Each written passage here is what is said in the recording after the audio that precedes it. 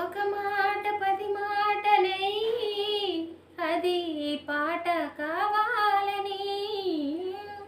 ఒక జన్మ పది జన్మలై అనుబంధమవ్వాలని, కోరికే ఒక జన్మ కావాలని, అది తీరకే మరు జన్మ రావాలని, కడలిలో అడలిగా కడలేని కలలుగా